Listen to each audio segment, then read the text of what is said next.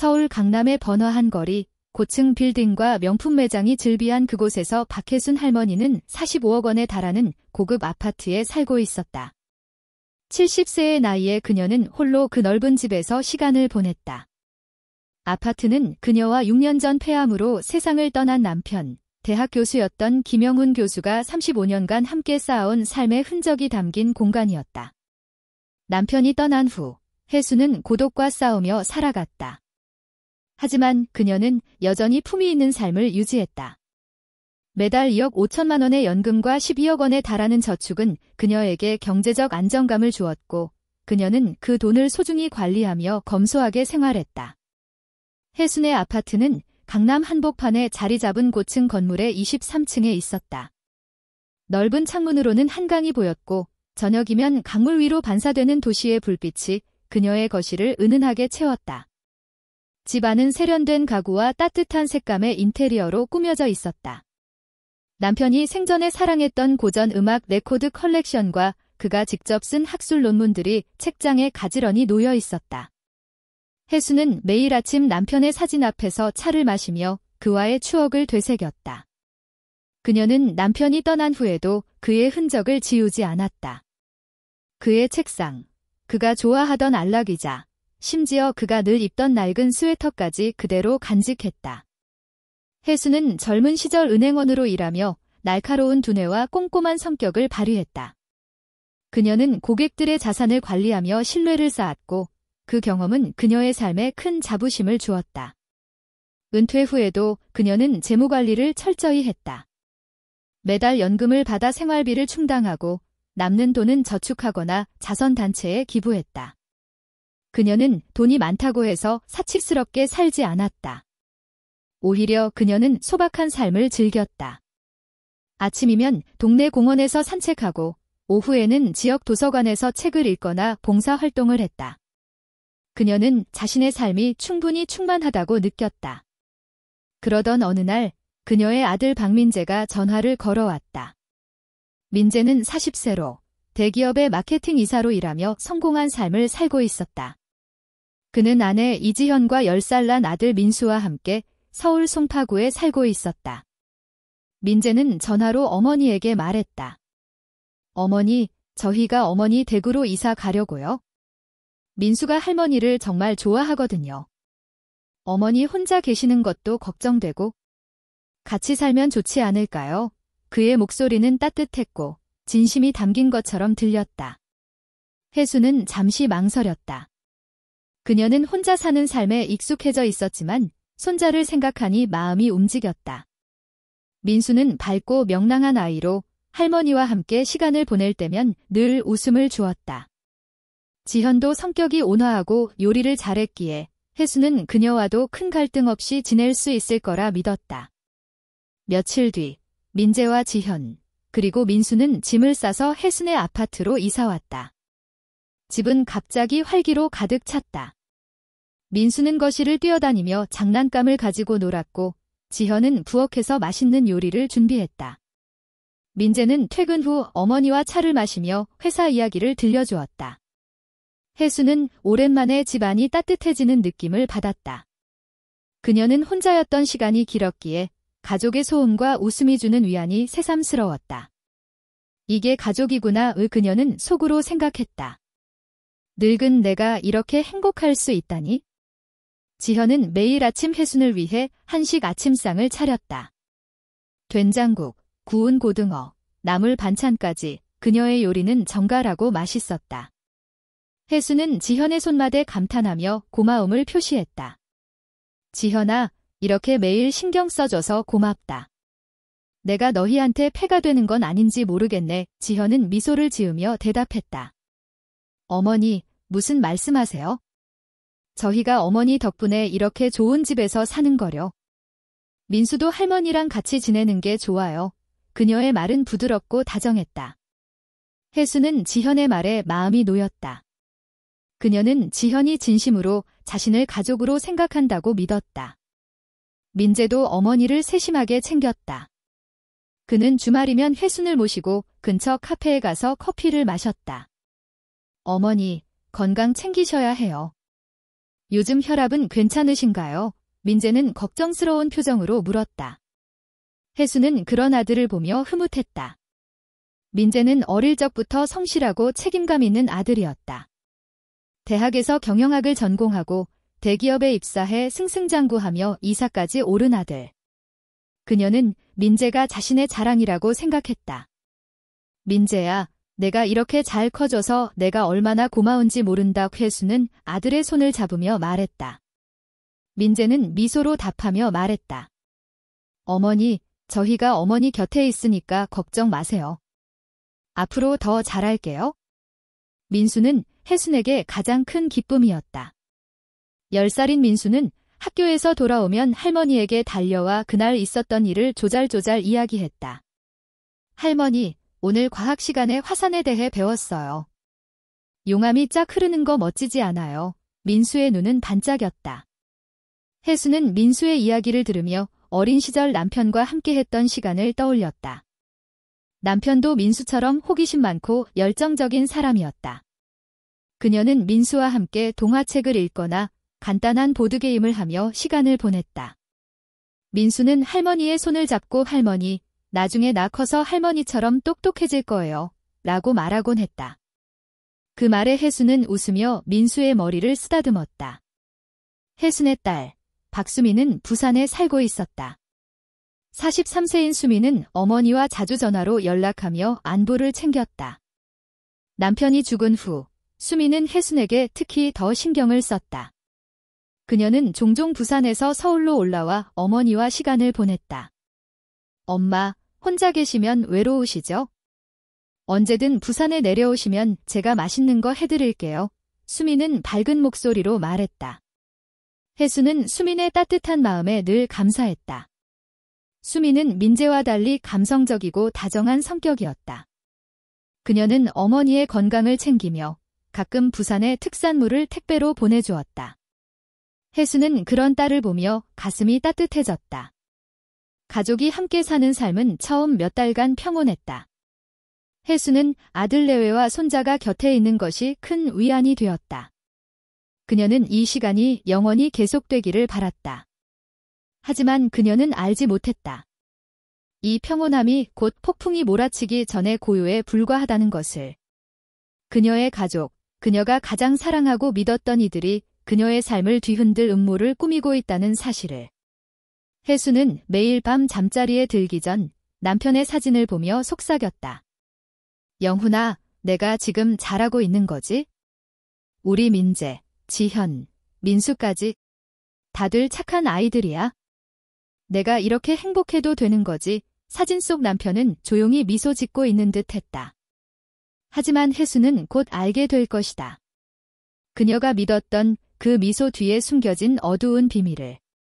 박혜순 할머니는 여느 때처럼 저녁을 보내고 있었다. 강남의 고급 아파트 23층, 넓은 거실의 소파에 앉아 민수가 학교에서 가져온 그림책을 읽어주고 있었다. 민수의 작은 손이 그녀의 팔을 잡고 그의 웃음소리가 집안을 채웠다. 민재와 지현은 부엌에서 저녁 식사를 준비하며 조용히 대화를 나누고 있었다. 겉보기에는 평온한 가정의 모습이었다. 하지만 그날 밤, 혜수는 그녀의 삶을 뒤흔들 비밀을 우연히 듣게 되었다. 밤 10시가 조금 지난 시각, 민수는 잠자리에 들었고 혜순도 방으로 들어가려던 참이었다. 그녀는 물 한 잔을 마시기 위해 부엌으로 향했다. 복도를 지나는데 부엌에서 나는 낮은 목소리가 귀에 들어왔다. 민재와 지현이었다. 문이 살짝 열려 있었고 그들의 대화는 조용했지만 선명하게 들렸다. 혜수는 무심코 발걸음을 멈췄다.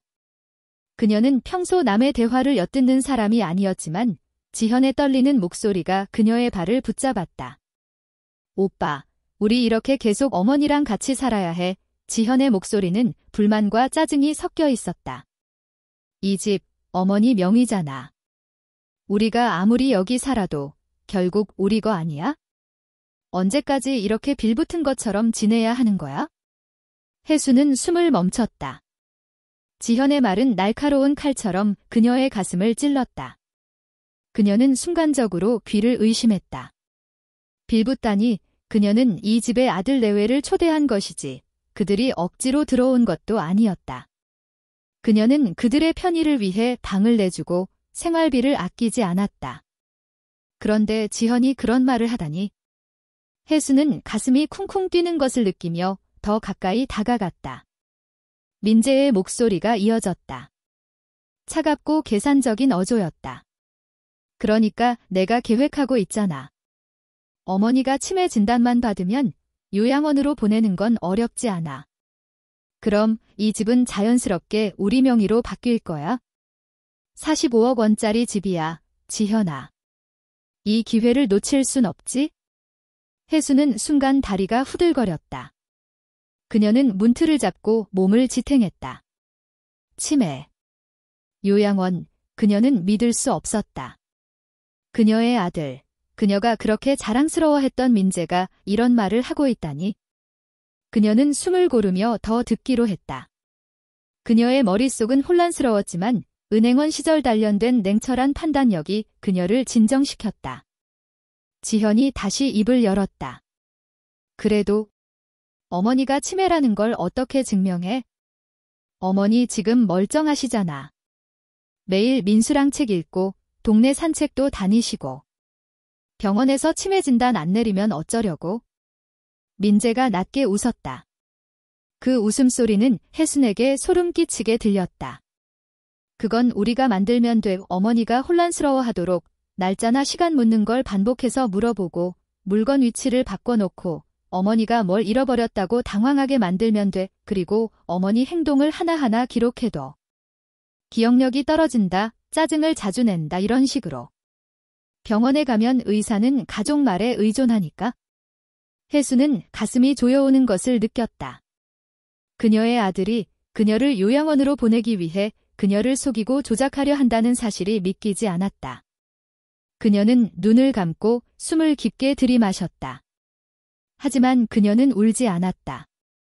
대신 그녀의 머릿속에서 은행원 시절의 날카로운 직감이 깨어났다. 이건 우연히 들은 게 아니야.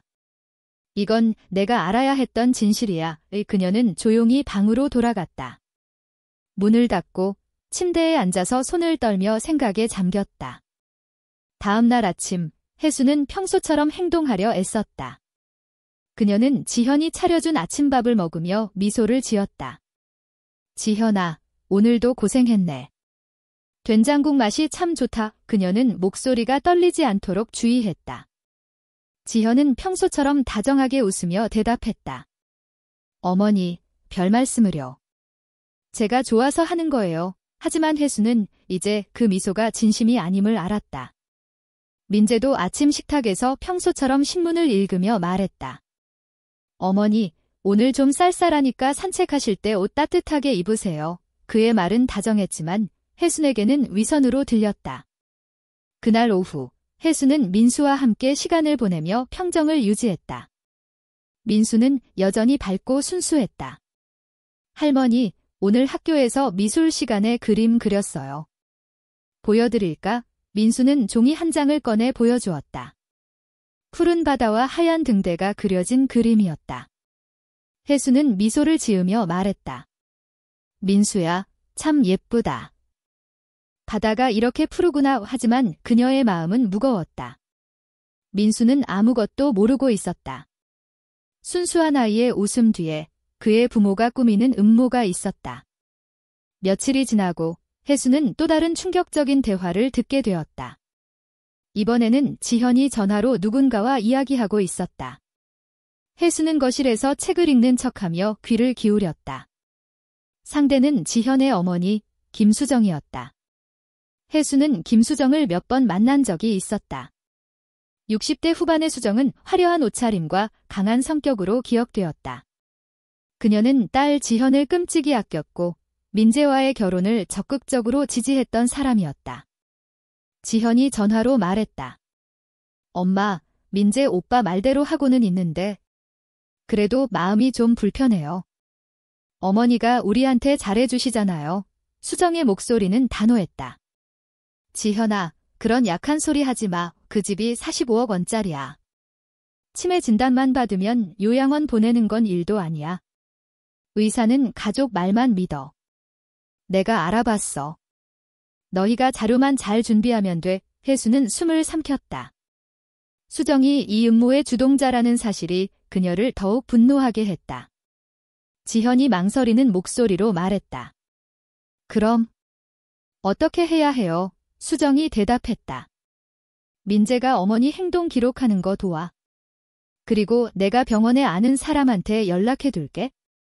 서류만 잘 준비하면 치매 진단은 어렵지 않아. 혜수는 더 이상 듣지 못하고 방으로 들어갔다. 그녀는 문을 잠갔다.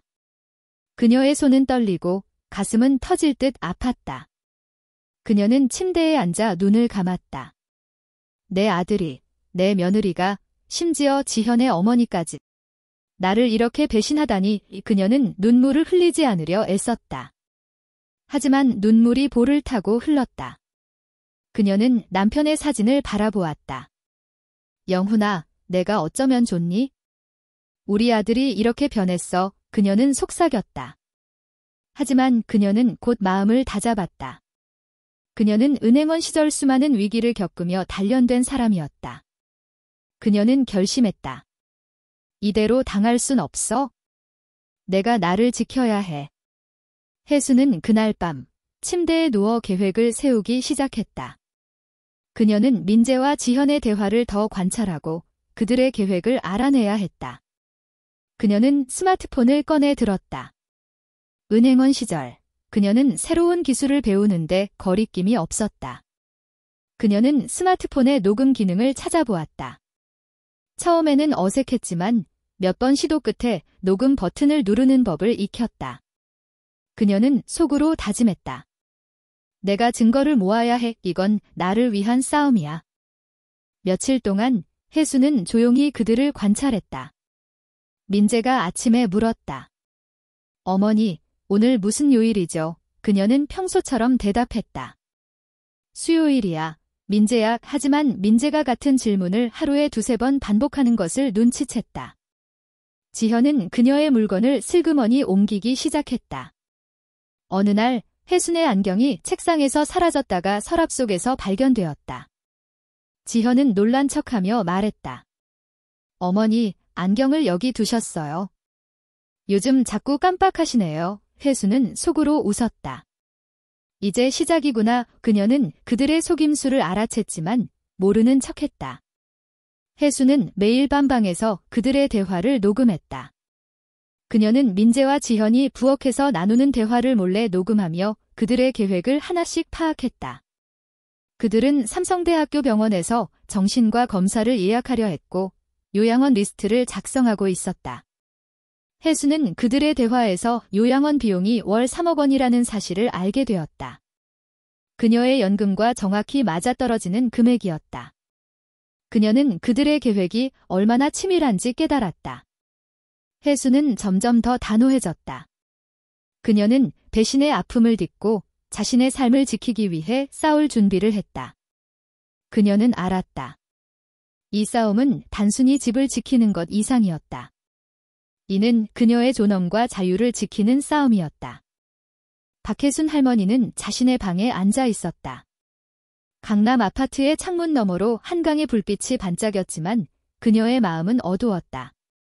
며칠 전 그녀는 아들 민재와 며느리 지현이 그녀를 치매로 몰아 요양원으로 보내려는 음모를 듣게 되었다.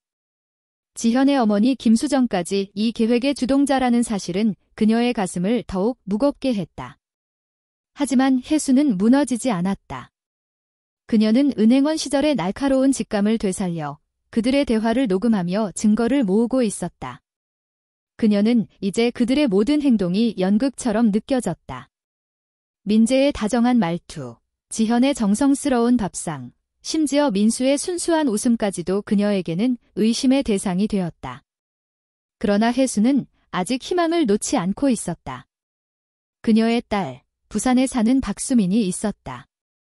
43세의 수민은 어머니와 늘 따뜻한 관계를 유지해왔다.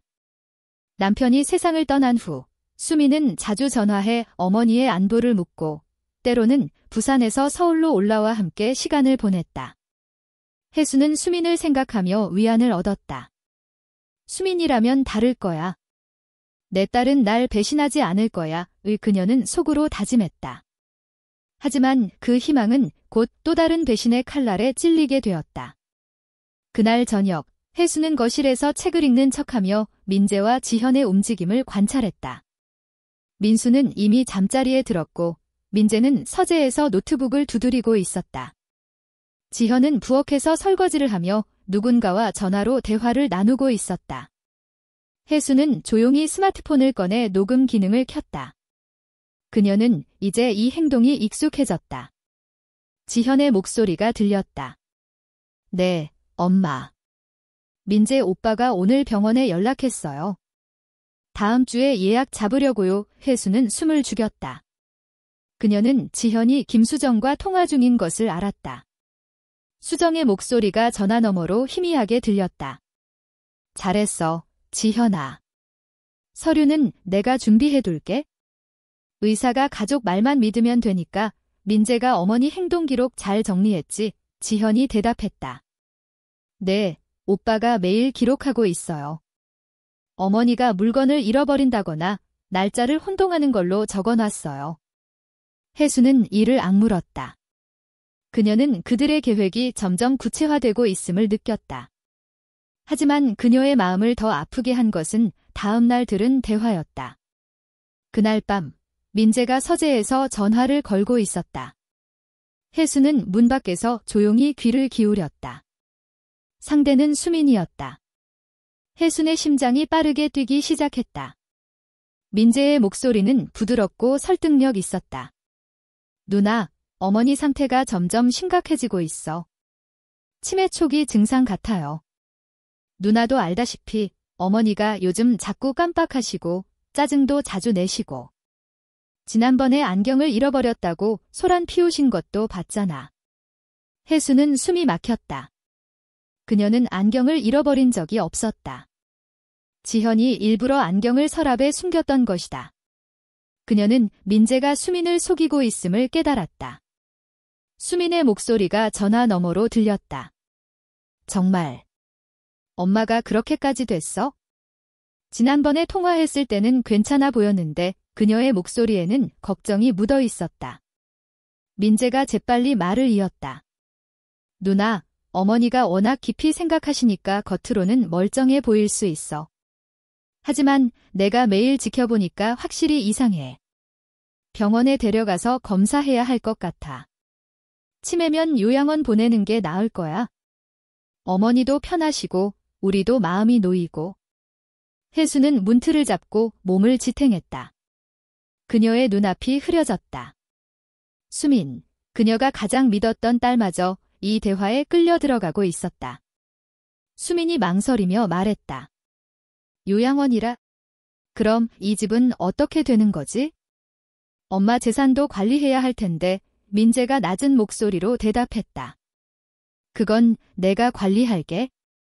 누나도 알다시피 내가 어머니 곁에 있으니까. 하지만 누나도 상속 문제는 명확히 해두고 싶겠지? 우리 같이 얘기해보자. 혜수는 더 이상 듣지 못하고 방으로 돌아갔다. 그녀는 문을 잠갔다. 그녀의 손은 떨리고 가슴은 터질 듯 아팠다. 그녀는 침대에 주저앉아 얼굴을 손으로 덮었다. 수민아. 너마저. 그녀는 속삭였다. 그녀의 눈에서 눈물이 흘렀다. 수민은 그녀의 가장 큰 위안이었다. 남편이 죽은 후 수민은 늘 그녀의 곁에 있어 주었다. 부산에서 보내온 해산물 택배, 전화로 나누던 따뜻한 대화, 함께 웃으며 보낸 시간들. 그 모든 것이 거짓은 아니었을 거라 믿고 싶었다. 하지만 민재의 말에 흔들리는 수민의 목소리를 들으며 혜수는 깨달았다. 그녀의 딸마저 재산이라는 유혹에 넘어갔다. 혜수는 그날 밤 잠을 이루지 못했다. 그녀는 남편의 사진을 바라보며 속삭였다. 영훈아, 나 혼자야. 우리 아이들이 날 이렇게 배신했어. 내가 뭘 잘못한 걸까? 하지만 사진 속 남편은 대답하지 않았다. 그녀는 눈을 감고 깊은 숨을 들이마셨다. 그녀는 은행원 시절 고객의 사기를 적발했을 때의 기억을 떠올렸다. 그때 그녀는 냉철하게 증거를 모으고 침착하게 대응했다. 그녀는 다시 그 혜순이 되어야 했다. 내가 무너지면 안 돼. 내가 나를 지켜야 해. 그녀는 속으로 다짐했다. 다음 날 아침, 혜순은 평소처럼 행동하려 애썼다. 그녀는 지현이 차려준 아침밥을 먹으며 미소를 지었다. 지현아, 오늘도 고생했네. 이 반찬 정말 맛있다. 그녀는 목소리가 떨리지 않도록 주의했다.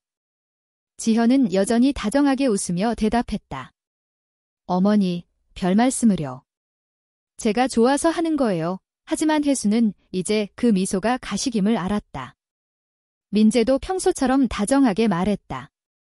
어머니, 오늘 병원 예약했어요. 건강검진 좀 받으셔야 할 것 같아요. 혜수는 고개를 끄덕이며 대답했다. 그래, 민재야. 내가 챙겨줘서 고맙다. 하지만 속으로는 그들의 계획을 정확히 파악해야겠다고 다짐했다. 혜수는 그날 오후 민수가 학교에서 돌아오자 함께 시간을 보냈다. 민수는 여전히 밝고 순수했다. 할머니, 오늘 체육 시간에 축구했어요. 내가 골 넣었어요. 민수의 눈이 반짝였다. 혜수는 미소를 지으며 그의 머리를 쓰다듬었다. 민수야, 정말 잘했다. 할머니가 응원할게. 하지만 그녀의 마음은 무거웠다. 민수는 이 모든 음모와 무관한 아이였다. 하지만 그의 부모는 그녀를 배신하고 있었다. 그녀는 민수를 보며 생각했다. 이 아이까지 잃고 싶지 않아. 하지만 내가 먼저 나를 지켜야 해. 혜수는 그날 밤 다시 민재와 지현의 대화를 녹음했다. 그들은 이제 구체적으로 병원 예약과 요양원 비용에 대해 논의하고 있었다. 민재가 말했다. 삼성대학교 병원에서 다음 주 화요일에 검사 예약했어. 의사가 치매 테스트 할 거야. 우리가 준비한 기록 보여주면 충분해. 지현이 물었다. 그럼 요양원은? 비용이 만만치 않을 텐데. 민재가 대답했다. 어머니 연금이 월 2억 5천만 원이야. 요양원 비용은 월 3억 원 정도니까 어머니 저축에서 조금만 보태면 돼. 그리고 어머니 저축 12억 원도 내가 관리할 수 있게 사람한테 알아봤어. 법적 후견인 신청하면 문제 없어. 혜수는 이를 악물었다. 그들은 그녀의 재산 전부를 노리고 있었다. 그녀는 이제 이 싸움이 단순히 집을 지키는 것이 아님을 알았다. 이는 그녀의 삶, 그녀의 존엄, 그녀의 자유를 지키는 싸움이었다. 그녀는 결심했다. 내가 반격해야 해. 내가 내 삶을 되찾아야 해. 혜수는 다음 날 조용히 자신의 은행 계좌를 확인했다. 45억 원짜리 아파트는 여전히 그녀 명의였다. 그녀의 저축 12억 원도 안전하게 은행에 있었다. 그녀는 은행원 시절의 경험을 떠올렸다. 그녀는 고객들의 자산을 보호하기 위해 얼마나 치밀하게 일했는지 기억했다. 이제 그녀는 자신의 자산을 지키기 위해 그 경험을 모두 동원해야 했다. 그녀는 스마트폰에 녹음된 파일들을 백업하고 중요한 서류를 정리했다. 그녀는 아직 구체적인 계획은 세우지 못했지만 한 가지 확실한 목표가 있었다. 그녀는 이 배신자들에게 당하지 않을 것이었다. 혜수는 수민에게 전화하고 싶은 충동을 느꼈다. 그녀는 딸에게 진실을 묻고 싶었다. 수민아, 내가 정말 날 배신한 거니? 하지만 그녀는 전화를 걸지 않았다. 그녀는 수민의 목소리를 떠올리며 눈물을 삼켰다. 그녀는 이제 혼자 싸워야 한다는 것을 알았다. 그녀의 가족은 더 이상 그녀의 가족이 아니었다. 그녀는 침대에 누워 속삭였다. 영훈아, 나 혼자일지 몰라. 하지만 내가 이겨낼게. 내가 내 삶을 지킬게. 혜순의 눈에는 단호한 빛이 깃들었다. 그녀는 이제 피해자가 아닌 자신의 운명을 쥔 전사였다. 그녀는 알았다. 이 싸움은 이제 시작에 불과했다. 박혜순 할머니는 더 이상 망설이지 않았다. 그녀의 아들 민재, 며느리 지현, 그리고 딸 수민까지 그녀를 배신했다는 사실은 그녀의 가슴을 찢어놓았다. 하지만 그 아픔은 그녀를 무너뜨리는 대신 그녀 안에 잠들어 있던 전사의 본능을 깨웠다. 은행원으로 30년 넘게 일하며 쌓은 날카로운 직감과 치밀한 계산 능력이 이제 그녀의 무기가 되었다. 그녀는 이 싸움에서 이겨야 했다. 자신의 존엄과 자유를 지키기 위해, 그리고 무엇보다 자신을 지키기 위해. 강남 아파트의 23층, 그녀의 방은 이제 단순한 휴식의 공간이 아니라 전쟁터였다. 매일 밤, 혜수는 스마트폰에 녹음된 파일들을 정리하며 민재와 지현의 계획을 하나씩 분석했다. 그들은 삼성대학교 병원에서 치매 검사를 예약했고, 요양원 비용과 그녀의 재산을 관리할 법적 후견인 신청까지 준비하고 있었다. 혜수는 그들의 대화에서 김수정, 지현의 어머니가 이 모든 음모를 조종하고 있다는 사실을 확인했다. 수정은 병원 관계자와의 연결고리를 만들고 치매 진단을 위한 서류를 준비하라고 지현을 다그쳤다. 혜수는 이를 모두 녹음했다. 그녀의 스마트폰은 이제 그녀의 가장 강력한 무기였다. 혜수는 낮에는 평소처럼 행동했다. 아침이면 지현이 차려준 밥을 먹으며 미소를 지었다. 지현아, 내가 이렇게 신경 써줘서 참 고맙다. 그녀는 목소리가 떨리지 않도록 주의했다. 지현은 여전히 다정한 척했다. 어머니, 별말씀을요. 이게 다 가족이니까 하는 거죠. 하지만 혜수는 그 말 뒤에 숨은 가식을 보았다. 민재도 마찬가지였다. 그는 아침 식탁에서 신문을 읽으며 말했다. 어머니, 다음 주에 병원 가셔야 해요. 건강검진도 할 겸 치매 검사도 간단히 해보는 게 좋을 것 같아요. 혜수는 고개를 끄덕였다. 그래, 민재야. 내가 챙겨줘서 마음이 놓인다. 하지만 속으로는 그들의 다음 움직임을 계산하고 있었다. 혜수는 이제 행동에 나서야 할 때임을 알았다. 그녀는 은행원 시절의 경험을 떠올렸다. 고객들의 자산을 관리하며 그녀는 항상 최악의 상황을 대비했다. 이제 그녀는 자신의 자산과 삶을 지키기 위해 그 경험을 모두 동원해야 했다. 그녀는 먼저 은행 계좌를 점검했다. 12억 원의 저축은 여전히 안전했고 45억 원짜리 아파트는 그녀 명의로 되어 있었다. 그녀는 이 집이 그들의 음모의 핵심임을 알았다. 집을 빼앗기면 그녀는 모든 것을 잃을 터였다. 하지만 혜수는 그들에게 집을 넘겨줄 생각이 없었다. 그녀는 반격을 준비했다. 첫 번째 단계는 정보를 모으는 것이었다. 혜수는 스마트폰을 활용해 인터넷 검색을 시작했다. 그녀는 치매 진단 과정과 요양원 시스템에 대해 조사했다. 그녀는 병원에서 치매 진단이 가족의 증언에 크게 의존한다는 사실을 알게 되었다. 민재와 지현이 그녀의 행동을 왜곡해 기록하고 있다는 것도 이미 알고 있었다. 그녀는 그들의 기록이 얼마나 치밀한지 확인하기 위해 몰래 민재의 서재를 뒤졌다. 어느 날 밤, 민재와 지현이 외출한 틈을 타 혜수는 서재로 들어갔다. 그녀는 민재의 노트북이 잠겨 있다는 것을 알았지만 책상 서랍에서 종이 뭉치를 발견했다. 그 안에는 그녀의 행동을 기록한 메모가 있었다. 2025년 8월 10일, 어머니, 안경을 잃어버렸다고 화를 냄. 2025년 8월 12일, 어머니, 오늘 무슨 요일인지 3번이나 물어봄. 모두 거짓이었다. 혜수는 이를 사진으로 찍어 증거로 남겼다. 혜수는 다음으로 자신의 재산을 보호할 방법을 고민했다. 그녀는 강남에서 부동산 중개업을 하는 오랜 친구, 최영애에게 연락했다. 영애는 혜순이 은행원 시절 알게 된 동료로 정직하고 믿을 만한 사람이었다. 혜수는 전화로 조심스럽게 말했다. 영애야, 나 좀 도와줘야겠어. 이 집을 팔고 싶어. 가능한 한 빨리. 영애는 놀란 목소리로 물었다. 혜순 언니, 갑자기 무슨 일이야? 그 집에서 잘 살고 있잖아. 혜수는 자세한 설명은 피하며 말했다. 그냥 새로운 시작을 하고 싶어. 제주도로 갈까 생각 중이야. 영애는 더 묻지 않고 즉시 부동산 시장을 조사하기 시작했다. 혜수는 제주도를 선택한 이유가 있었다. 그녀와 남편은 젊은 시절 제주도에서 신혼여행을 보냈다. 푸른 바다와 한라산의 풍경은 그녀에게 평화로운 추억으로 남아 있었다.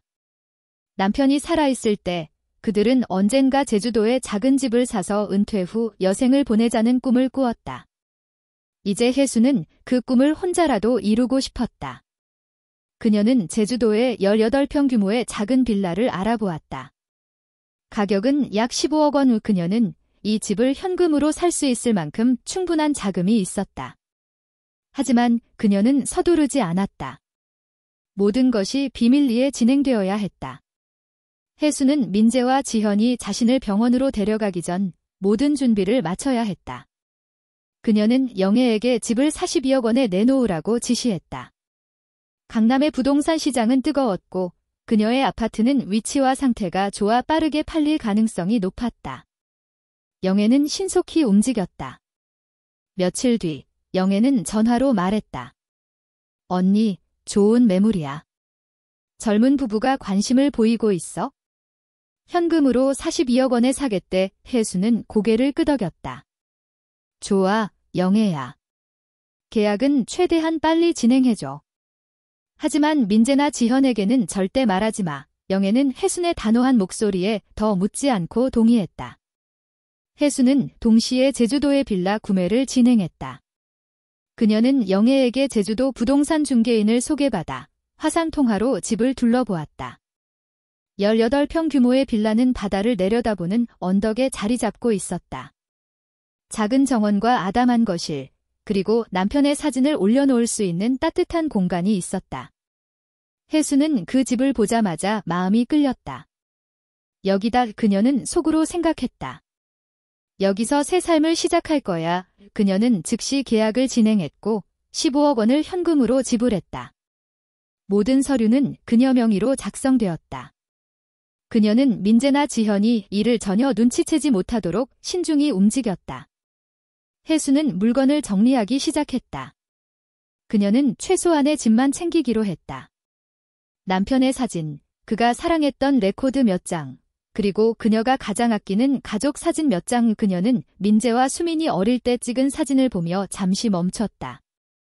사진 속에서 민재는 축구공을 들고 웃고 있고 수민은 꽃을 들고 있었다. 그때는 모두 행복했다. 혜수는 눈물을 삼키며 사진을 상자에 넣었다. 이건 추억일 뿐이야. 이제 내가 앞으로 나아가야 해. 그녀는 자신의 재산을 재점검했다. 42억 원, 집 판매 예상 금액과 기존 저축 12억 원을 합치면 총 54억 원, 제주도 빌라 구매에 15억 원을 사용하면 약 39억 원이 남는다. 그녀는 이 돈을 어떻게 사용할지 고민했다. 연금 2억 5천만 원은 여전히 매달 들어올 터였다. 그녀는 제주도에서 검소하게 살면 충분히 풍요로운 삶을 살 수 있을 거라 생각했다. 하지만 그녀는 아직 모든 계획을 공개할 때가 아님을 알았다. 민재와 지현이 병원 예약을 추진하고 있었고 그녀는 그들의 계획이 시행되기 전에 모든 것을 마무리해야 했다. 혜수는 자신의 행동이 발각되지 않도록 철저히 움직였다. 그녀는 민재와 지현이 집에 있을 때는 평소처럼 행동했다. 민수는 여전히 그녀에게 달려와 학교 이야기를 했다. 할머니, 오늘 과학 시간에 태양계 배웠어요. 화성이 진짜 멋져요. 혜수는 미소를 지으며 그의 머리를 쓰다듬었다. 하지만 그녀의 마음은 무거웠다. 민수는 이 모든 음모와 무관했지만 그의 부모는 그녀를 배신하고 있었다. 그녀는 민수를 지키고 싶었지만 먼저 자신을 지켜야 했다. 어느 날 밤, 민재와 지현이 부엌에서 또 대화를 나누었다. 혜수는 녹음기를 켜고 문틈으로 들었다. 지현이 말했다. 오빠, 병원 예약 화요일로 확정됐어. 어머니 서류 다 준비됐고 엄마가 의사한테 연락해뒀대. 민재가 대답했다. 좋아. 이제 어머니가 치매 진단만 받으면 요양원 보내는 건 시간 문제야. 그리고 저축 관리도 내가 맡을 거야. 법적 후견인 신청 서류도 준비됐어. 혜수는 이를 악물었다. 그들의 계획은 점점 구체화되고 있었다. 하지만 그녀도 준비를 마쳤다. 혜수는 영애에게 전화해 마지막 지시를 내렸다. 영애야, 계약 언제 마무리될 수 있어? 영애가 대답했다. 언니, 다음 주에 매수자가 현금 준비 끝낸대. 계약서 서명만 하면 바로 진행할 수 있어. 혜수는 고개를 끄덕였다. 좋아. 민재랑 지현이 다음 주에 제주도로 여행 간대. 그때 모든 걸 끝낼게. 그녀는 민재와 지현이 4일간 제주도 여행을 계획하고 있음을 알았다. 그들은 혜순을 병원에 데려가기 전 휴식을 취하려는 듯 했다. 하지만 혜순에게는 그 4일이 기회였다. 혜순은 모든 것을 비밀리에 준비했다. 그녀는 제주도 빌라의 이사 날짜를 정하고 최소한의 짐을 보낼 준비를 했다. 그녀는 은행에 연락해 계좌를 점검하고 돈이 안전하게 관리되도록 조치했다. 그녀는 이제 마지막 단계를 기다리고 있었다. 민재와 지현이 떠나는 순간 그녀는 모든 것을 실행에 옮길 터였다. 그녀는 침대에 누워 남편의 사진을 바라보았다. 영훈아, 내가 잘하고 있는 거지? 내가 내 삶을 되찾고 있어. 그녀는 속삭였다. 사진 속 남편은 여전히 미소 짓고 있었다. 혜순의 눈에는 단호한 빛이 깃들었다. 그녀는 이제 준비가 되었다. 그녀의 반격은 곧 시작될 것이었다. 박혜순 할머니는 모든 준비를 마쳤다. 그녀의 강남 아파트 45억 원에 달하는 그 집은 이제 그녀의 과거였다. 그녀는 민재와 지현의 음모를 알아챈 순간부터 자신의 삶을 되찾기 위한 계획을 치밀하게 세웠다. 제주도에 15억 원짜리 18평 빌라를 구매하고 강남 아파트를 42억 원에 매각하는 계약을 준비했다. 그녀의 은행 계좌에는 여전히 12억 원의 저축이 안전하게 남아 있었다. 그녀는 민재와 지현이 제주도로 4일간 여행을 떠나는 그 순간을 기다렸다. 그 4일은 그녀에게 모든 것을 끝낼 기회였다. 민재와 지현은 화요일 아침 여행 가방을 챙기며 바쁘게 움직였다. 민수는 학교에 가기 위해 이미 집을 나섰고 혜수는 거실 소파에 앉아 차분히 차를 마시고 있었다. 지현이 다가와 말했다. 어머니, 저희 제주도 다녀올게요. 4일 뒤에 돌아올 테니까 민수 좀 잘 부탁드릴게요. 혜수는 미소를 지으며 고개를 끄덕였다. 그래, 지현아. 잘 다녀와. 민수는 내가 잘 챙길게. 이민재도 다가와 말했다. 어머니, 병원 예약은 다음 주 월요일로 잡았어요. 돌아오자마자 같이 가요. 혜수는 부드럽게 대답했다. 알겠어, 민재야. 잘 다녀와. 그녀의 목소리는 평온했지만 속으로는 이미 폭풍이 지나간 뒤의 고요를 느끼고 있었다. 민재와 지현이 집을 나서고 혜수는 즉시 행동에 나섰다. 그녀는 부동산 중개인 최영애에게 전화했다. 영애야, 오늘 계약 마무리할 수 있지? 영애는 단호하게 대답했다. 언니, 매수자가 이미 준비 끝냈어요. 오늘 오후 2시에 계약서 서명하고 현금 이체 바로 진행할게요. 혜수는 고개를 끄덕였다. 좋아. 내가 직접 갈게. 그녀는 옷을 갈아입고 중요한 서류와 스마트폰을 챙겼다. 그녀는 마지막으로 집 안을 둘러보았다. 남편의 사진, 그의 레코드 컬렉션, 그리고 가족의 추억이 담긴 물건들. 그녀는 최소한의 짐만 챙기기로 했다. 남편의 사진과 몇 장의 가족 사진, 그리고 그가 사랑했던 낡은 스웨터. 나머지는 모두 과거의 일부로 남겨두기로 했다. 오후 2시, 혜수는 강남의 부동산 사무실에서 매수자를 만났다. 젊은 부부였다. 그들은 30대 후반으로 첫 아이를 기다리고 있었다. 아내가 미소를 지으며 말했다. 이 아파트 정말 좋아요. 위치도 좋고 뷰도 멋지고. 여기서 새 삶을 시작하고 싶어요. 혜수는 그들의 밝은 얼굴을 보며 미소 지었다. 좋은 곳에서 행복하게 사세요. 그녀는 진심으로 말했다. 계약은 순조롭게 진행되었다. 42억 원이 그녀의 계좌로 즉시 이체되었고 소유권 이전 서류도 완료되었다. 영애가 혜순에게 말했다. 언니, 모든 게 완벽해. 이제 제주도로 가는 거지. 혜순은 고개를 끄덕였다. 그래, 영애야. 고마워. 너 없었으면 못했어. 그날 저녁, 혜수는 제주도로 향하는 비행기를 탔다. 그녀는 짐을 최소화했지만 마음만은 가벼웠다. 비행기 창문 너머로 보이는 어두운 하늘은 그녀에게 새로운 시작을 약속하는 듯 했다. 제주도에 도착한 그녀는 택시를 타고 새 빌라로 향했다. 18평의 아담한 집은 바다를 내려다보는 언덕에 자리 잡고 있었다. 작은 정원에는 제주 특유의 돌담이 있었고 거실 창문으로는 푸른 바다가 보였다. 혜수는 집 안으로 들어서며 남편의 사진을 책상 위에 올려놓았다. 영훈아, 우리가 꿈꿨던 곳이야. 내가 여기서 새로 시작할게. 그녀는 속삭였다. 다음 3일 동안 혜수는 제주도에서 새 삶을 준비했다. 그녀는 이사업체를 불러 최소한의 가구를 배치했다. 소박한 소파, 작은 식탁, 그리고 침대. 그녀는 화려한 삶을 원하지 않았다. 그녀는 바다를 보며 차를 마시고 근처 마을을 산책하며 이웃들과 인사를 나눴다. 제주도의 공기는 신선했고 그녀의 마음은 점점 가벼워졌다. 그녀는 은행에 연락해 계좌를 점검했다. 42억 원과 기존 저축 12억 원에서 빌라 구매 비용 15억 원을 뺀 39억 원이 안전하게 남아 있었다. 그녀는 이 돈을 어떻게 사용할지 아직 구체적으로 정하지 않았지만 한 가지는 확실했다. 그녀는 더 이상 누구에게도 휘둘리지 않을 것이었다. 민재와 지현이 제주도에서 돌아온 날 그들은 충격에 빠졌다. 강남 아파트의 문을 열자 낯선 사람들이 거실에 있었다. 젊은 부부와 그들의 부모님이 짐을 정리하고 있었다. 민재는 당황하며 소리쳤다. 여기 무슨 일이죠? 여긴 우리 집이에요. 매수자인 젊은 남성이 차분히 대답했다. 저희가 이 집을 샀습니다. 지난 화요일에 계약 완료했어요. 지현은 얼굴이 하얗게 질렸다. 그럴 리 없어요.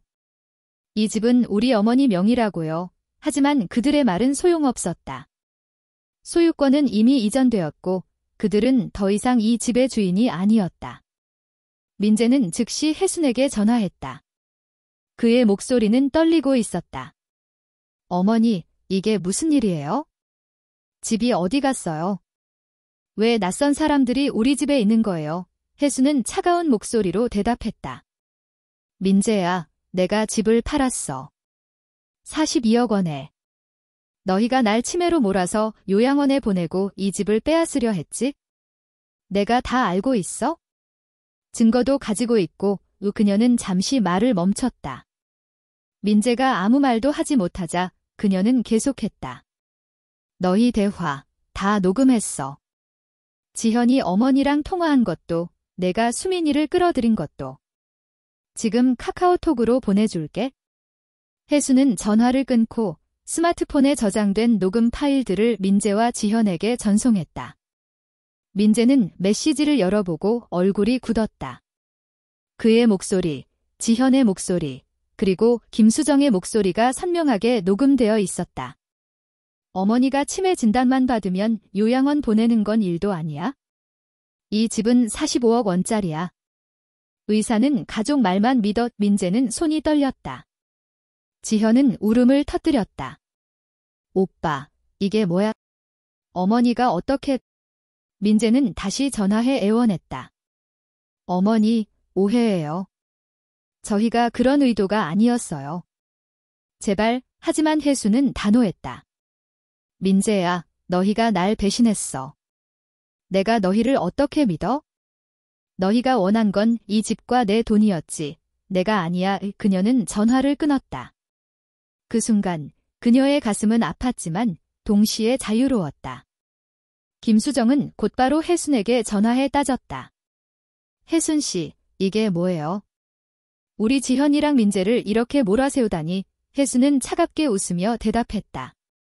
수정 씨, 당신이 이 모든 걸 꾸몄지. 지현한테 나를 요양원에 보내라고 부추긴 게 누구야? 당신도 녹음에 다 나와 있어. 수정은 말을 잃었다. 그녀는 화를 내며 전화를 끊었지만 혜수는 더 이상 그녀의 말에 흔들리지 않았다. 수민도 전화를 걸어왔다. 그녀는 울면서 말했다. 엄마, 미안해요. 제가 잘못했어요. 민재 말만 믿었어요. 하지만 혜수는 단호했다. 수민아, 너도 날 배신했어. 내가 너한테 얼마나 기대했는지 아니? 이제 와서 미안하다고 해도 소용없어. 그녀는 전화를 끊고 수민의 연락을 차단했다. 그녀의 가슴은 아팠지만 그녀는 더 이상 가족이라는 이름에 얽매이지 않기로 했다. 민재와 지현은 곧 현실과 마주했다. 민재는 회사에서 이 일이 소문나며 곤란한 상황에 처했다. 그의 동료들은 그가 어머니를 속이려 했다는 이야기를 듣고 그를 멀리했다. 결국 그는 이사 자리에서 평사원으로 강등되었다. 지현은 어머니 수정에게 호되게 비난받았다. 너 때문에 우리 집안 망신이야. 수정은 지현을 다그쳤다. 그들은 결국 강남을 떠나 송파구의 작은 월세 아파트로 이사해야 했다. 그들의 삶은 한순간에 뒤바뀌었다. 혜수는 제주도에서 새 삶을 시작했다. 그녀는 바다를 보며 아침을 맞았고 마을 사람들과 어울리며 새로운 친구를 사귀었다. 그녀는 자신의 재산을 정리했다. 39억 원 중 20억 원을 장기 예금에 넣어 매달 2억 원의 이자를 받기로 했다. 그녀는 이 돈으로 편안한 삶을 살 수 있었다. 그녀는 또한 5억 원을 고아들을 위한 자선단체에 기부했다. 그녀는 남편과 함께했던 꿈, 세상에 좋은 일을 남기고 싶다는 꿈을 실현하고 싶었다. 혜수는 어느 날 바다를 바라보며 생각했다. 내가 70살에 이렇게 자유로울 수 있다니. 그녀는 더 이상 배신의 아픔에 얽매이지 않았다. 그녀는 자신의 삶을 되찾았다.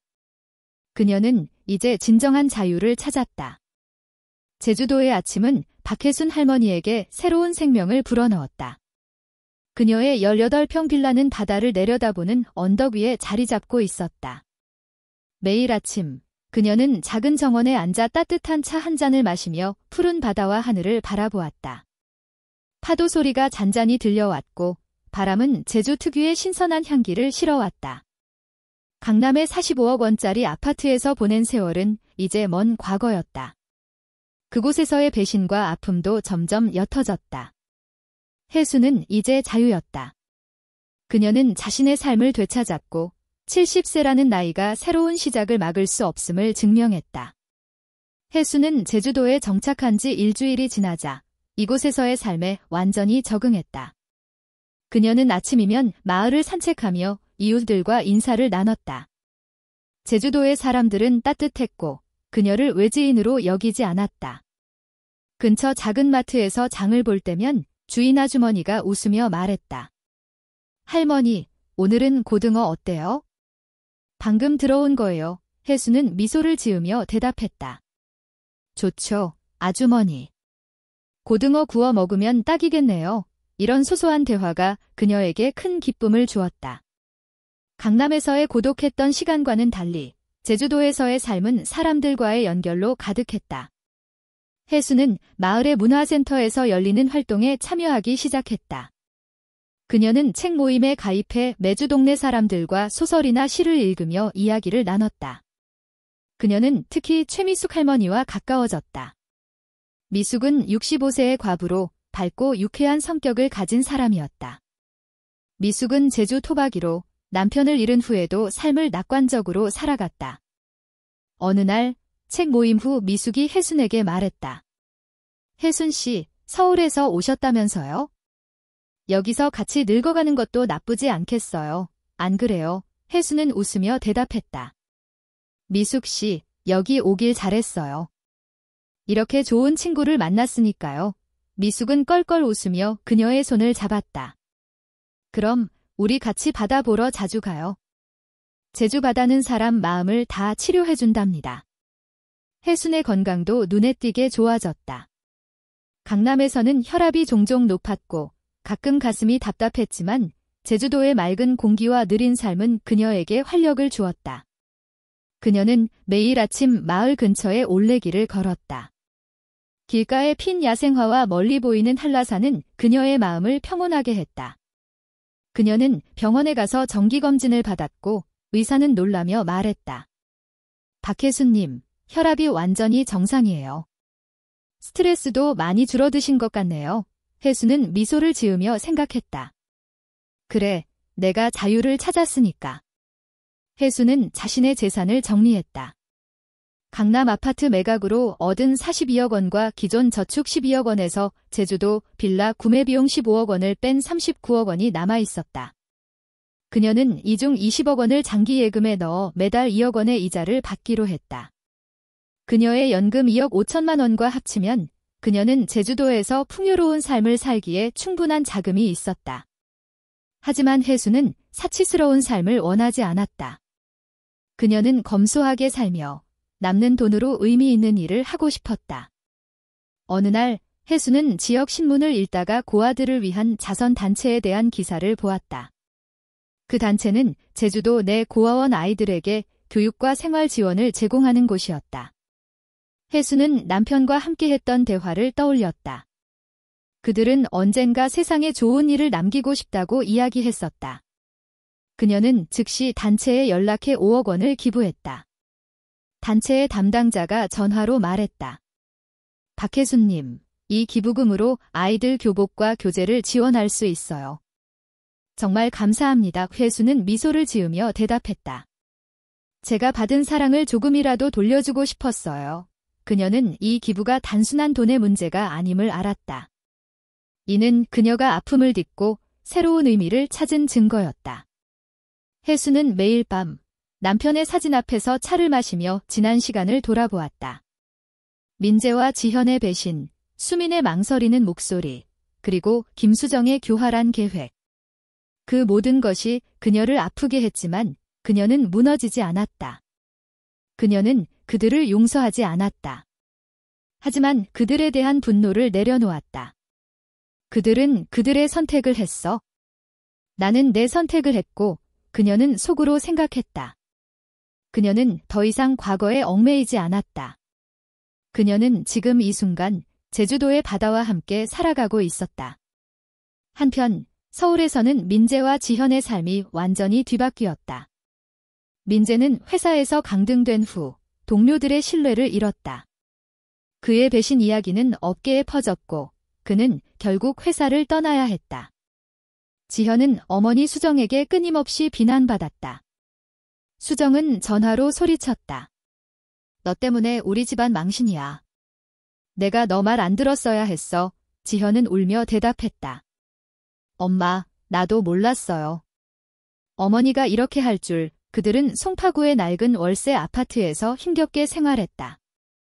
민수는 부모의 싸움을 보며 점점 말수가 줄어들었다. 혜수는 민수를 떠올리며 가슴이 아팠지만 그를 위해 할 수 있는 일은 없다고 결론 내렸다.